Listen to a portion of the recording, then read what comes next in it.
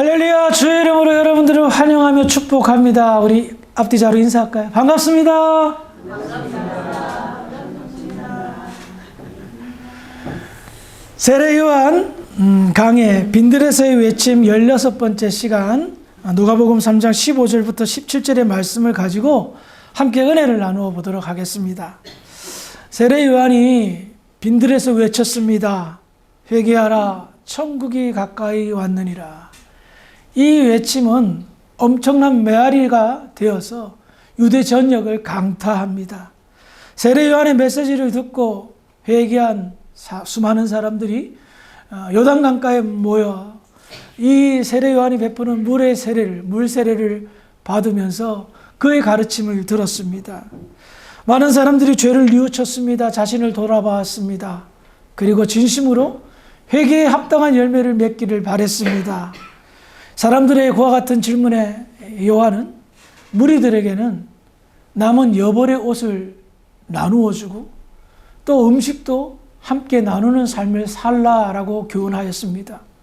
세리들에게는 정한 세금 외에는 더 받지 말아라 라고 권면하였고, 군인들에게는 더 이상 폭력을 사용하지 말고 너희들에게 받은 월급으로만 족하게 살아라 라고 권면하였습니다.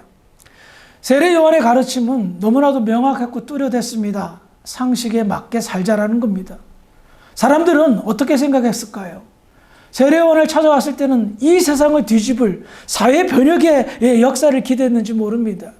그리고 그동안 살아왔던 것이 있으니까 이와 같은 좋지 않은 지금은 갖다 버리고 새롭게 살자라고 하는 어떤 그런 것을 기대했는지 모릅니다. 하지만 세례 요한은 그 자리에 있어서 자기가 사는 그 위치에서 변화되기를, 바르게 살기를 원했던 겁니다. 너무나도 평범하죠. 그러나 그 속을 들여다보니 너무나도 놀라운 가르침이었습니다. 왜냐하면 세례 요한은 정확하게 그 사람들의 속을 깨뜨려 보고 있었다라는 겁니다. 사람들은 느꼈습니다. 지금까지 이런 이야기 들어본 적이 없어. 이와 같은 선지자를 만나본 적이 없어. 정말 대단한 분이다. 정말 놀라운 분이다. 그러면서 이렇게 생각을 합니다. 누가복음 3장 15절 시작. 백성들이 바라고 기다림으로 모든 사람들이 요한을 보고 그리스도신가 심중에 생각하니. 세례 요한처럼 삶과 말이 똑같은 사람은 없었습니다. 그동안의 종교 지도자들은 말만 뻔질하게 했죠. 그러나 그들은 풍요로운 삶을 누렸습니다. 하지만 세례 요한은 낙타 털옷을 입고 메뚜기와 석청을, 즉 먹고 자고 입는 이 상황에 굉장히 청렴하게 살았습니다. 그리고 그의 메시지는 너무나도 강력하였고 성령의 역사로 사람들에게 큰 감동과 은혜를 주었습니다. 그러니 어떤 생각이 들까요? 혹시 이분이 우리가 기다리던 메시아가 아닐까? 세례 요한은 이들의 마음을 읽었습니다. 이들이 나를 메시아 그리스도로 착각하고 있구나. 그래서 다음과 같이 이야기합니다. 누가복음 3장 16절입니다. 시작. 요한이 모든 사람에게 대답하여 이르되 나는 물론 너에게 세례를 베풀거니와 나보다 능력이 많으신 이가 오시나니 나는 그의 신발끈을 풀려 건강하게 못하게 하라. 그는 성령과 불로 너에게 세례를 베푸실 것이고. 아멘. 세례 요한은 확실하게 자기가 그리스도가 아님을 이야기하고 있습니다. 첫 번째로 그는 겸손하게 나는 그분의 신발끈을 풀기도 감당하지 못하겠다라고 말합니다. 이 표현은 당시 유대 사회 문화를 이야기합니다. 그때는 우리처럼 지금의 신발이 아니라 샌들과 같은 건데 끈으로 이렇게 엮여져서 발목까지 올라오는 거였습니다. 이 신발끈을 누가 푸느냐? 당시 노예들이 주인이 나갔다 돌아오면 노예들이 고개를 숙이고 무릎을 꿇어서 신발끈을 풀었습니다. 신발끈은 아무나 풀 수 있는 것이 아니었습니다. 반드시 노예만이 할 수 있는 일이었습니다. 세례 요한은 자기를 어떻게 이야기하고 있습니까? 많은 사람들이 메시아가 아닐까라고 생각하고 있을 때 그는 아니다. 나는 그분에 비하면 노예만도 못한 존재다. 노예라고 말하지도 않습니다. 노예만도 못한 존재라고 이야기하고 있다는 거예요. 웬만하면 여러분, 만약에 여러분들이 저한테 우리 목사님 정말 대단하신 분이야, 혹시 재림하신 예수님 아니야? 그러면 제가 얼마나 우쭐대겠어요. 오우, 나를 그렇게 보다니. 목이 힘주고 말이에요. 목소리 할렐루야 깔 수도 있겠죠. 그런데 세례 요한은 단칼에 자릅니다. 나는 노예만도 못한 존재예요. 어디 감히 그분한테 비교를 합니까? 라면서 가장 큰 이유가 뭐라고 얘기합니까? 나는 물로 너희에게 세례를 베푸는데 그분은 성령과 불로 세례를 베푼다는 거예요. 여기에서 극명한 차이점이 나타납니다. 요한은 그분과 비교할 수 없는 가장 큰 이유가 물세례와 성령 불세례라고 구분하고 있다는 겁니다. 그럼 우리는 여기에서 이 차이가 무엇인지를 오늘 알아야 되겠죠. 물세례는 무엇이고 성령 세례는 불세례는 뭐냐 말이에요. 그리고 이 차이가 어떻게 하늘과 땅과 같이 큰 차이가 나냐 말이에요. 먼저 물세례입니다. 물세례는 요한이 베푸는 세례라고 말하죠. 물세례는 무엇보다도 자기의 의지가 담겨져 있습니다. 그렇죠? 내가 메시지를 들어보니 죄인이구나, 잘못 살았구나, 회개합니다. 그 회개의 증표로 물세례를 받습니다. 내가 잘못된 삶을 청산하고 새로운 삶을 살겠다라는 의지와 결심을 하고 세례의 주체자인 사람에게 나타나, 요한에게 나타나 물세례를 받는 겁니다. 우리는 장로교는 약식 세례, 뿌리는 세례를 하지만 원래는 침례죠. 물에 빠졌다가 다시 나오는 것. 옛날에 나는 죽었다가 다시 새 사람이 된다라는 겁니다. 그런데 여기에서 가장 중요한 것은 무엇입니까? 사람의 의지와 결심과 결단이라는 겁니다. 그런데 성령 세례는 다릅니다. 무엇보다도 성령 세례는 내가 받고 싶습니다라고 해서 받을 수 있는 세례가 아닙니다. 내가 엄청나게 지금 회개했으니까 나한테 성령 세례 주세요 한다고 받을 수 있는 것이 아닙니다. 성령 세례의 가장 큰 주권자는 오직 하나님 외에는 성령 세례를 줄 수가 없습니다. 왜? 성령 그 자체가 하나님이시기 때문입니다. 그리고 성령 세례에 가장 주목해야 될 역사가 여기에 있습니다. 고린도전서 12장 13절 시작. 우리가 유대인이나 헬라인이나 종이나 자유인이나 다 한 성령으로 세례를 받아 한 몸이 되었고 또 다 한 성령을 마시게 하셨느니라. 여기에서 사도 바울은 고린도 교회 성도들에게 성령 세례가 무엇인가를 이야기하고 있습니다. 성령 세례를 받으면 어떤 역사가 나타난다고 이야기합니까? 한 몸이 된다는 거예요. 유대인이나 헬라인이나 노예나 자유인이나 할 것 없이 한 성령으로 말미암아 한 몸이 된다라고 이야기합니다. 이것은 성도의 연합을 말합니다. 그리고 더 나아가 고린도전서 12장 27절 시작. 너희는 그리스도의 몸이요 지체의 각부이라. 그래요. 성령 세례를 받으면 어떤 역사가 나타납니까? 예수님과 하나가 되고 성도와 성도가 지체가 되어 한 몸을 이루는 우주적인 연합을 이룬다는 거예요. 이것이 성경이 말하는 구원입니다. 구원받으면 나 구원받았어. 예수님의 은혜로 말미암아 내가 믿음으로 말미암아 구원받아서 천국에 가. 예, 맞습니다. 그런데 내가 어떤 상태로 천국에 가느냐? 나 혼자 가는 것이 아니라 예수를 구주로 고백하는 믿음의 사람들이 하나가 되어 천국에 간다는 거예요. 각 개인이지만 여럿이 하나가 되는 한 몸의 역사가 나타난다는 거예요. 이것이 천국의 실체인 거예요. 그러니 나는 개인인데 내가 한 몸을 이루는 것, 물세례를 통해서는 개인적인 역사가 일어납니다. 나의 죄를 자복하고 회개하고 결심해서 나의 의지로 일어납니다. 그러나 성령 세례는 나의 고백과 더불어 타인의 고백이 어우러져 이루어져 예수가 머리가 되고 한 몸이 되어 완전한 구원을, 한 몸의 연합을 이룬다는 거예요. 그래서 세례 요한은 죽었다 깨도 한 사람의 회개를 인도할 수는 있지만 그 사람의 완전한 구원을 이룰 수는 없는 거였습니다. 왜? 성령 세례이기 때문에, 하나님이 주는 세례이기 때문입니다. 그런데 여기서 한 가지 우리가 짚고 넘어갈 게 있어요. 그게 뭐냐면 성령 세례와 성령 충만의 차이점입니다. 간혹 성도들 보면 성령 세례와 성령 충만의 차이점을 약간 오해하시는 분들이 있는 것 같아요. 성령 세례는 단회적입니다. 한 번만 일어나요. 성령 세례를 받았을 때의 중생의 체험, 즉 다시 태어나는 체험을 합니다. 구원의 확신을 가지며 하나님의 존재를 확신하고 예수 그리스도의 십자가의 은혜를 확실하게 깨닫습니다. 이 체험은 한 번만 있는 겁니다. 계속해서 성령 세례, 여러분 세례 받으셨죠? 세례 받았는데 또 세례 받으세요? 아니죠. 물 세례를 받았지만, 약식 세례를 받았지만 여러분들은 한 번만 받는 거예요. 그 고백이 영원하다는 것을 우리가 인정하는 거예요. 마찬가지로 성령 세례는 단회적입니다. 하지만 성령 충만은 어떻습니까? 믿음의 사람들에게 주기적으로 혹은 반복적으로 일어나는 하나님의 은혜입니다. 성령 충만은 성령의 열매로 말미암아 아름답게 이루어집니다. 사랑, 희락, 화평, 오래 참음, 자비, 양성, 충성, 온유, 절제, 이와 같은 성령의 9가지 열매가 아름답게 이루어지면서 성령 충만하여 무엇을 할까요? 하나됨의 역사에 동참합니다.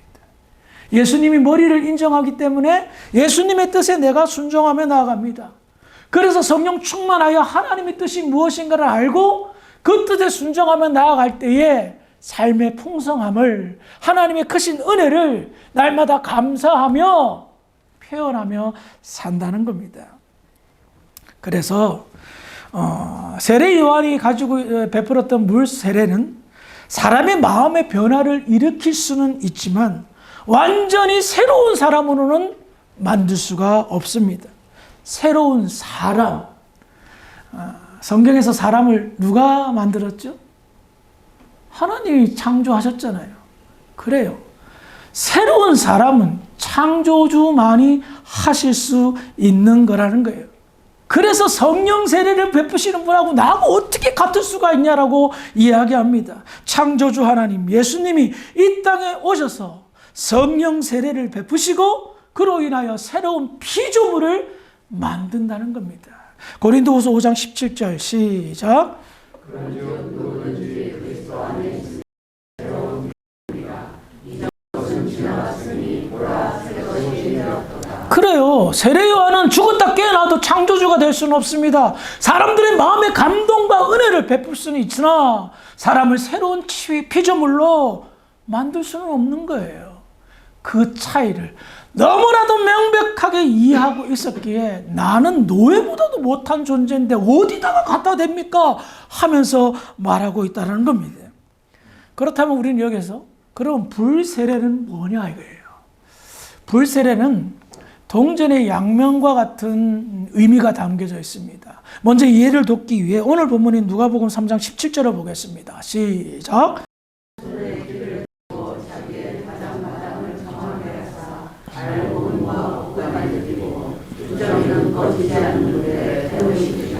세례 요한은 내 뒤에 오시는 분은 성령과 불로서 세례를 베풉니다 라고 말한 다음에 9절입니다.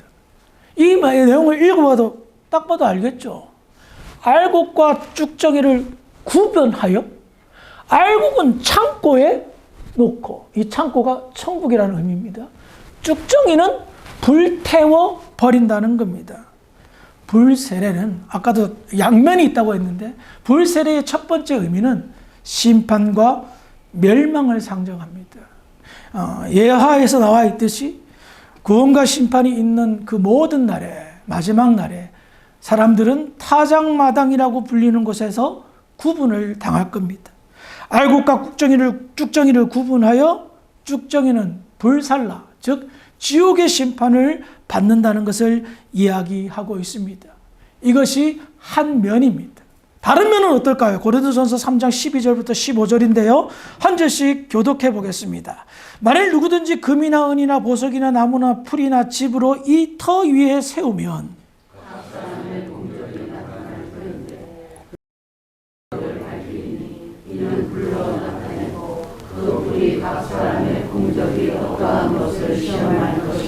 만일 누구든지 그 위에 세운 공적이 그대로 있으면 상을 받고 누구든지 그 공적이 불가하면 해를 받으리니 그러나 자신은 구원을 받되 불 가운데서 가는 것 같으리라. 아멘. 제가 작년인가요? 천국 상급에 관해서 아주 오랜 기간 동안 강의를 한 적이 있죠. 그래요. 이 불세례는 다른 한편은 어떤 의미가 있냐면 성도들의 공적을, 즉 성도들이 앞으로 하나님의 나라의 영광에 서게 될 때에 받을 상급을 정하는 것으로 묘사가 되어 있는 거예요. 그래서 금으로 되어 있는데 금은 그대로 남아 있으면 어떻게 돼요? 큰 상을 받겠죠. 그런데 내가 이 땅에 살면서 주의 영광을 위하여 잘 살지 못했어. 그래서 내 삶이 풀이나 집이야. 그러면 어떻게 될까요? 남는 게 없겠죠. 받을 상이 없다는 것을 말합니다. 그래서 성도의 입장에서 불세례를 받는다라는 것은 불필요한 것들을 다 태우는 거예요. 불필요한 것을 다 태우는 거예요. 혹여나 여러분 지금까지 신앙생활하면서 여러분들의 공적이 나무나 풀이나 집이로 됐다면 이거 참 심각한 문제입니다. 오늘부터 결심하셔서 금이나 은이나 다이아몬드로 좀 바꾸시기를 부탁을 드리겠습니다. 그래요. 신자들에게 있어서 불세례는 불필요한 것들을 태운다면 불신자는 어때요? 완전히 다 불살라지는 지옥의 심판을 이야기하고 있다는 겁니다. 성령 세례는 구원의 은혜와 그 의미가 크다면 불세례는 심판과 멸망의 의미가 성경에서는 더 크게 강조되어져 있습니다. 유다서 1장 7절입니다. 시작. 소돔과 고모라와 그 이웃 도시들도 그들과 같은 행동으로 음란하며 다른 유죄를 따라 하다가 영원한 그의 형벌을 받음으로 거울이 되었느니라. 유다는 사람들에게 가르치고 있습니다. 소돔과 고모라가 몇천 년 전에 일어났던 심판의 이야기지만 그것은 성경이 교훈하기 위해서, 오늘날 우리에게 거울 삼기 위해서 그 역사를 일으켰다. 마지막 때 불심판을 받게 될 것이다라는 것을 이야기합니다. 마가복음 9장 43절입니다. 시작. 만일 내 손이 너를 범죄하게 하거든 찢어버리라. 장애인으로 영생에 들어가는 것이 두 손을 가지고 지옥고 꺼지지 않는 불에 들어가는 것보다 나으니라. 예수님은 확실하고 명확하게 이야기하고 있습니다. 꺼지지 않는 지옥 불이라고 이야기합니다. 그러므로 우리는 알 수 있는 게 뭡니까? 심판과 구원, 누가 행할 수 있냐 말이에요. 사람은 절대 할 수가 없습니다. 사람은 짐작은 하죠. 저 사람 구원 못 받았다. 저 사람은 예수 안 믿는다. 짐작은 가능합니다. 그렇다고 해서 결정 못 합니다. 그러나 심판과 구원의 선택과 결정은 오직 하나님 뿐임을, 메시아이신 뿐임을 이야기하고 있다는 겁니다. 저는 왜 세례 요한이 빈들에서의 외침이 되었는가를 알 수가 있었습니다. 애가 타는 거예요. 자기 눈에는 성령 세례가 보입니다. 자기 눈에는 불세례가 보입니다. 그러니 애가 타서 천국이 가까웠다라고, 회개하라 천국이 가까웠다라고 외치는 겁니다. 자기 뒤에 이어서 오실 분은 메시아 그리스도이기 때문입니다. 그래서 세례 요한은 말을 아끼지 않았습니다. 독사의 자식들이라고 당시 종교 지도자들에게 험한 말을 하였습니다.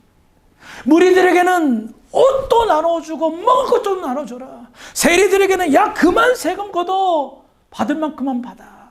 군인들에게는 받는 월급으로 족하다. 그만해라. 왜?